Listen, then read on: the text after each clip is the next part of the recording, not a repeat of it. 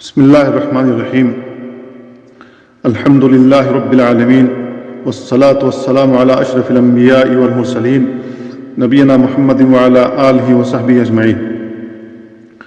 شیخ الاسلام محمد بن عبد الوہاب رحمہ اللہ اپنی کتاب التوحید میں 64واں باب اس طرح قائم کرتے ہیں: باب لا یستشفع باللہ علی احد من خلقہ۔ شیخ الاسلام محمد بن عبد الوہاب رحمہ اللہ اس باب میں بتانا چاہتے ہیں کہ اللہ کو مخلوق کے سامنے سفارشی کے طور پر پیش کرنا گستاخی اور انتہائی حماقت ہے۔ ایسا کرنا جائز نہیں ہے۔ استشفاع شفاعت طلب کرنے کو کہتے ہیں۔ جو شفاعت کا مالک ہو اس کے پاس اپنے حوائج اور ضروریات پوری کرانے کے لیے کسی کو وسیلہ اور واسطہ بنانے کو شفاعت کہتے ہیں۔ یہ شفاعت اس دنیا میں مشفوع فیہ کے مطابق اچھی یا بری ہوتی ہے۔ اگر مشفوع فیہ خیر ہو تو شفاعت اچھی کہلائے گی اور اس پر شفاعت کرنے والے کو اجر ملے گا۔ اللہ تعالیٰ کا فرمان ہے: من یشفع شفاعتا حسنتا یکن لہ نصیب منہا۔ جو شخص اچھی شفاعت کرے تو اس کے لیے اس کا بدلہ ملے گا۔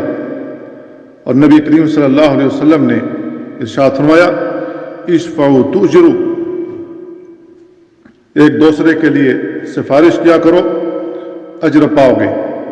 تو دنیاوی معاملے میں اگر کسی کو اس کا حق مل جائے تو ایسی سفارش کر دینا چاہیے، یہ باعث اجر ہے۔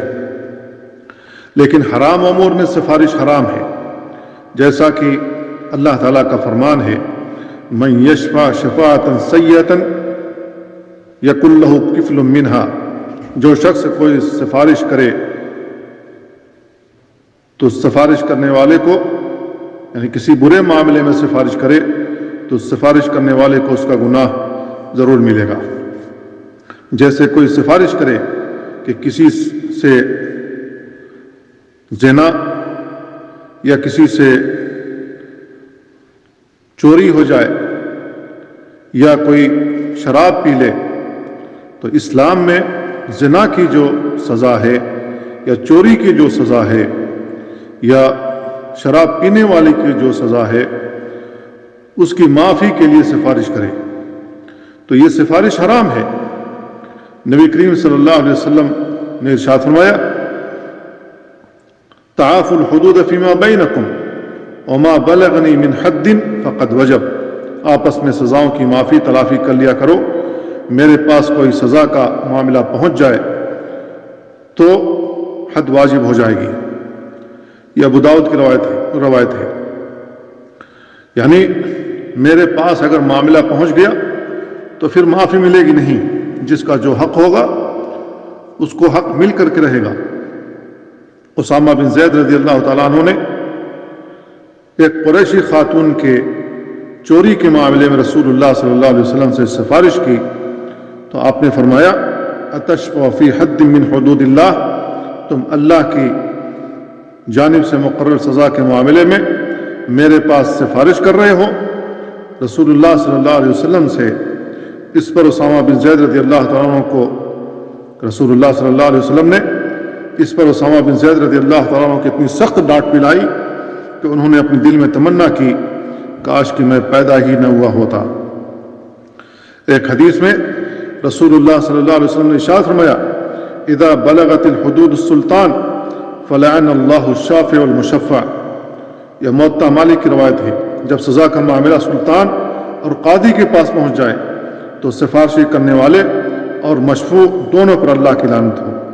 یہ حکم مخلوق کے پاس سفارش کرنے کا ہے، لیکن اللہ تعالیٰ کو مخلوق کے سامنے بطور واسطہ اور وسیلہ پیش کرنا درست نہیں ہے، کیونکہ اللہ تعالیٰ کی شان اس سے کہیں بلندتر ہے، جبکہ مخلوق اللہ تعالیٰ کے سامنے وضیع اور حقیر ہے۔ اسی لیے رسول اللہ صلی اللہ علیہ وسلم نے اس بدوی کی بات کو سن کر بار بار سبحان اللہ کہا جب اس بدوی نے کہا ہم اللہ کو آپ کے پاس سفارشی مانتے ہیں، سفارش کے لیے پیش کرتے ہیں کہ اللہ تعالیٰ ایسے امور اوصاف سے بلکہ ہر شائبہ و نقص اور سوء ظن سے منزہ، مبرہ اور بالا تر ہے۔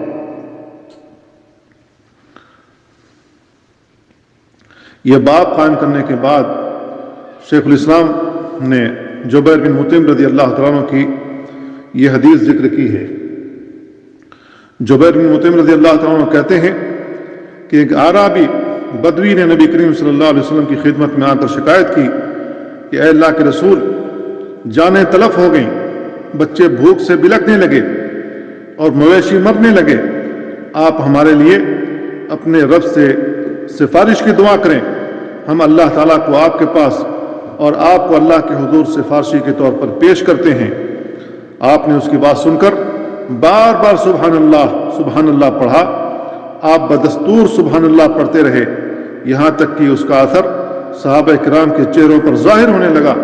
پھر آپ نے فرمایا وَيْحَكَ أَتَدْرِي مَا اللَّهُ إِنَّ شَأْنَ اللَّهِ أَعْظَمُ مِنْ ذَلِكَ إِنَّهُ لَا يُسْتَشْفَعُ بِاللَّهِ عَلَى أَحَدٍ۔ تجھ پر افسوس، کیا تو جانتا ہے کہ اللہ کیا ہے، یعنی اس کا کیا مقام اور اس کی کیا شان ہے؟ اللہ تعالیٰ کی شان اس سے کہیں بلندتر ہے، اسے کسی کے سامنے سفارشی کے طور پر پیش نہیں کیا جا سکتا۔ اس حدیث میں اعرابی دیہاتی کو کہتے ہیں۔ جو لوگ دیہاتوں میں رہتے ہیں عموماً جاہل ہوتے ہیں، ان پڑھ ہوتے ہیں، انہیں آداب کا پتہ نہیں ہوتا۔ اسی وجہ سے اس دیہاتی نے رسول اللہ صلی اللہ علیہ وسلم سے ایسا سوال کر دیا جو اللہ کے حق میں نامناسب تھا۔ اسی لیے رسول اللہ صلی اللہ علیہ وسلم اس کی بات سن کر سبحان اللہ کہتے رہے اور اس کو بعد میں متنبہ فرمایا۔ اس دیہاتی کی یہ شکایت کہ مال مویشی ہلاک ہو رہے ہیں تو یہ اس وجہ سے کہ بارش آنے میں تاخیر ہو گئی تھی، اللہ تعالیٰ نے بارش نازل نہیں کی تھی، کھیتیاں نہیں اگ رہی تھی، گھاس پھوس نہیں اگ رہے تھے، ان کے چوپایوں کے لیے چارے نہیں تھے۔ دیہاتی لوگوں کا گزر بسر جو ہوتا ہے وہ بارش پر ہوتا ہے۔ بارش ہوگی تو کھیتیاں اگیں گی جس سے کھانے کی چیزیں پیدا ہوں گی، گھاس اگے گی تو چوپایوں کے لیے چارے ہوں گے، چوپایوں کا پیٹ بھرا ہوگا تو خوشحالی ہوگی، دودھ وغیرہ ملیں گے۔ بارش ہوگی تو فضا صاف ہوگی، جب فضا صاف ہوگی تو صحت رہے گی۔ غرضے کی ہر انسان بارش کا محتاج ہے۔ اللہ تعالیٰ بندوں کی گناہوں کی وجہ سے بارش کبھی روک لیتا ہے، جیسا کہ رسول اللہ صلی اللہ علیہ وسلم نے فرمایا کہ جس خطے کے لوگ اپنے مالوں کی زکوٰۃ نہیں ادا کرتے تو اللہ تعالیٰ ان سے بارش روک لیتا ہے۔ لولا البہائم لم تمطروا، اگر چوپائے نہ ہوتے تو اللہ بارش نازل نہیں کرتا، ایک قطرہ بھی نازل نہیں کرتا۔ اور اگر لوگ سیدھے راستے پر چلنے لگیں اور سیدھے راستے پر چلنے لگ جائیں تو اللہ تعالیٰ جتنی بارش نازل ہونی چاہیے اور جس وقت بارش نازل ہونی چاہیے اللہ تعالیٰ اسی وقت اتنی بارش نازل کرتا ہے جو بندوں کے لیے مفید، کھیتیوں کے لیے مفید اور زمین کے لیے مفید ہوتی ہے۔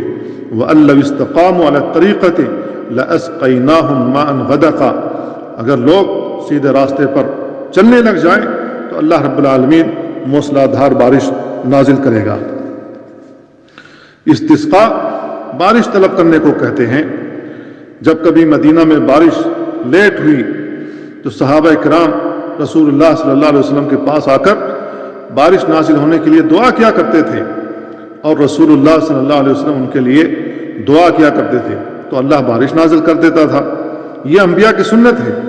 موسیٰ علیہ السلام نے اپنی قوم کے لیے، سلیمان علیہ السلام نے اپنی قوم کے لیے اور ہمارے نبی محمد صلی اللہ علیہ وسلم نے اپنی قوم کے لیے اللہ تعالیٰ سے بارش طلب کی۔ لیکن رسول اللہ صلی اللہ علیہ وسلم کے انتقال کے بعد صحابہ کرام آپ کی قبر کے پاس بارش طلب کرنے کے لیے نہیں آئے، بلکہ عمر رضی اللہ تعالیٰ عنہ کے پاس آئے اور عمر رضی اللہ تعالیٰ عنہ نے عباس رضی اللہ تعالیٰ عنہ سے طلب کیا کہ آپ استسقاء کی نماز پڑھائیں اور بارش کے لیے دعا کریں. جب انہوں نے استسقاء کی نماز پڑھائی اور دعا کی تو اللہ تعالیٰ نے بارش نازل کی. یہ صحابہ کرام کا طریقہ تھا. تو صحابہ کرام رسول اللہ صلی اللہ علیہ وسلم کی حیات میں آپ سے دعا کرانے آیا کرتے تھے. اللہ کے نبی صلی اللہ علیہ وسلم کے پاس ایک صحابی آیا جب آپ خطبہ دے رہے تھے. اس نے اللہ کے نبی صلی اللہ علیہ وسلم سے خطبے کی حالت میں طلب کیا کہ اللہ کے نبی مال ہلاک ہو رہے ہیں, اللہ تعالیٰ سے بارش کے لیے دعا کر دیجئے. نبی کریم صلی اللہ علیہ وسلم نے ہاتھ دعا کے لیے اٹھائے, اللہ رب العالمین نے بارش نازل کی, یہاں تک کہ صحابہ نے کیچڑوں میں سجدے کیے. پورے ہفتے مسلسل بارش ہوتی رہی, یہاں تک کہ اگلے جمعے وہی صحابی پھر رسول اللہ صلی اللہ علیہ وسلم کی خدمت میں حاضر ہوا اور اللہ کے نبی صلی اللہ علیہ وسلم سے درخواست کی. جب آپ خطبات دے رہے تھے, اللہ کے نبی دعا کر دیجئے کہ اللہ تعالیٰ نے اب اتنی بارش نازل کر دی ہے کہ اب گھر گرنے لگے, ہمارے چوپائے بہہ گئے, کھیتیاں تباہ ہو رہی ہیں. اللہ کے نبی صلی اللہ علیہ وسلم نے اپنے ہاتھ دعا کے لیے اٹھائے, اللہ رب العالمین نے بادل پھاڑ دیے, بارش رک گئی. تو صحابہ کرام رسول اللہ صلی اللہ علیہ وسلم سے دعا کرانے آیا کرتے تھے. جیسا کہ یہ دیہاتی بھی آیا نبی کریم صلی اللہ علیہ وسلم سے دعا کے لیے, سفارش طلب کرنے کے لیے, یہ بھی آیا تھا. لیکن جب اس نے یہ کہا انا نستشفع باللہ علیک, ہم اللہ کو آپ کے پاس سفارشی بناتے ہیں, تو یہ غلط کہہ گیا.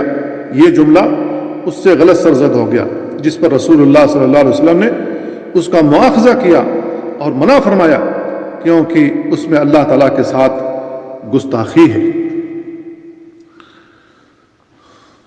شیخ الاسلام نے یہ حدیث ذکر کرنے کے بعد اس سے چند مسائل اخذ کیے. پہلا مسئلہ یہ ہے کہ اس حدیث سے ثابت ہوا کہ اللہ تعالیٰ کو مخلوق کے سامنے بطور سفارشی پیش کرنا توحید کے منافی اور اللہ تعالیٰ کے حق میں بے ادبی اور گستاخی ہے. اسی لیے جب بدوی نے رسول اللہ صلی اللہ علیہ وسلم سے کہا کہ ہم اللہ تعالیٰ کو آپ کی خدمت میں بطور سفارشی پیش کرتے ہیں, تو آپ نے اس پر ناگواری اور ناپسندیدگی کا اظہار فرمایا اور سبحان اللہ کہتے رہے کہ اللہ کی ذات پاک ہے. نمبر 2, بدوی کی بات سے آپ کے چہرے مبارک کا رنگ اس قدر متغیر ہوا کہ اس کے اثرات صحابہ کرام کے چہروں پر بھی نظر آنے لگے, ظاہر ہوئے. نمبر 3, آپ نے دیہاتی کی بات کے دوسرے حصے کو کہ ہم آپ کو اللہ تعالیٰ کے ہاں بطور سفارشی پیش کرتے ہیں, اس پر نکیر نہیں فرمائی. گویا مخلوق کو تو اللہ تعالیٰ کے ہاں بطور سفارشی پیش کیا جا سکتا ہے, مگر اللہ تعالیٰ کو مخلوق کے سامنے نہیں پیش کیا جا سکتا. نمبر 4, اس حدیث سے سبحان اللہ کے متعلق یہ وضاحت ہو گئی کہ بطور انکار اور اظہار تعجب یہ کلمہ استعمال کیا جا سکتا ہے اور ہمیں یہ جملہ استعمال کرنا چاہیے. نمبر 5, یہ بھی ثابت ہوا کہ صحابہ کرام رسول اللہ صلی اللہ علیہ وسلم کی زندگی میں آپ کی خدمت میں حاضر ہو کر آپ سے بارش کی دعا کرایا کرتے تھے. اللہ تعالیٰ سے دعا ہے اللہ تعالیٰ ہمیں اپنے ساتھ سوء ادبی سے محفوظ رکھے اور تمام مسلمانوں کو بھی اللہ تعالیٰ کے ساتھ سوء ادبی سے محفوظ رکھے. وصلی اللہ وسلم علی نبینا محمد وعلی آلہ وصحبہ اجمعین.